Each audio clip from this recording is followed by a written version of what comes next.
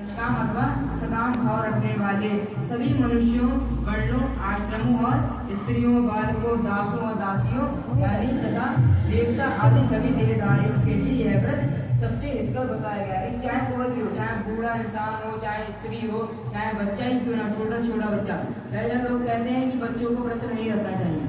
बच्चों को व्रत नहीं रखना चाहिए, बेचारे छोटे हैं। पर ऐसी बात नहीं, अगर वह रखना चाहता है भगवान शिव का इस दिन, अगर इस दिन में अगर व्रत रखता है तो सबसे ज्यादा उसे फल प्राप्त होता है। लोग कहते हैं कि तुम पढ़ाई करो, तुम्हारी पढ़ाई में सबसे ज्यादा तुम्हें फल मिल जाएगा, तो ऐसा नहीं है। पढ़ाई से अगर पढ़ाई को कर रहा है तो ये नहीं कि अगर आप भगवान की कथा पढ़ रहे हैं, ये नहीं स्कूल की किताबों को पढ़ दो, आप पढ़ाई का ज्ञान अर्जित करें, उससे भगवान आपको मोक्ष नहीं देंगे कि यहाँ पर आप कथा पढ़ रहे हैं, कबूतर ये सब पढ़ रहे हैं, तो इससे नहीं होगा। अगर आप वही बच्चा अगर कुछ पढ़ रहा है, ज्ञान अर्जन कर रहा है भगवान की कथाओं का, ठीक है, और कोई कथा भगवान की पढ़े, महाभारत पढ़े, ऐसे पुराण ग्रंथ अगर पढ़ता है तो वह हमेशा उसका जो फल है उसे उत्तम ही मिलता है। माघ मास के शुक्ल पक्ष की शिवरात्रि को तिथि को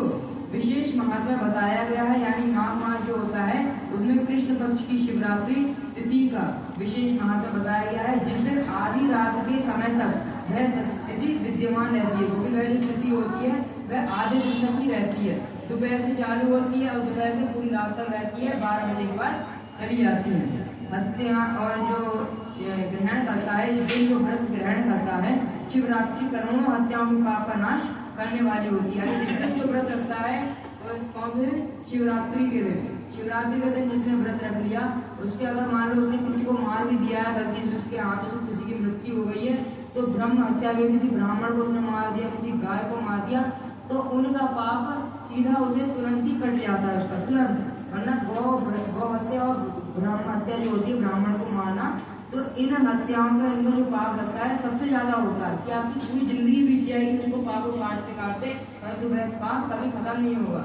इसीलिए अब ये वाला अगर आपको काटवाना है, जो आपके हाथ से किसी की गाय की मृत्यु हो गई है या फिर आपके हाथ से किसी ब्राह्मण की मृत्यु हो गई है, तो इन दोनों को पाप को हटाने के लिए आपको तुरंत शिवरात्रि के दिन व्रत रखना चाहिए, ताकि आपका जितना भी कष्ट है, आपका जितना भी पाप है, वैसा तुरंत ही कट जाएगा।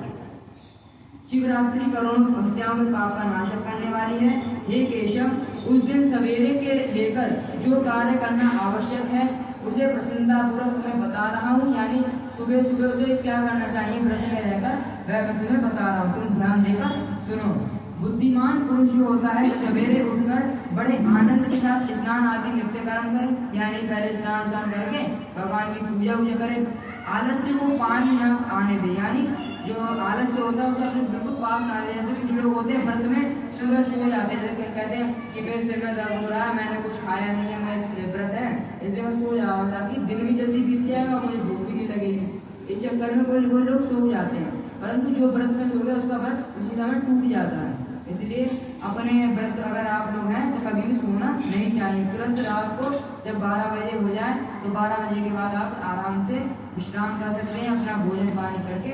आराम से रह सकते हैं। तो फिर शिवालय में जाकर उसे शिवलिंग का विधिवत पूजन करके मुझ शिव को नमस्कार करने के पश्चात उत्तम ऋषि से संकल्प करें कि हे देवदेव महादेव, हे नीलकंठ, आपको मेरा नमस्कार है। हे देव, मैं आपको शिवरात्रि व्रत का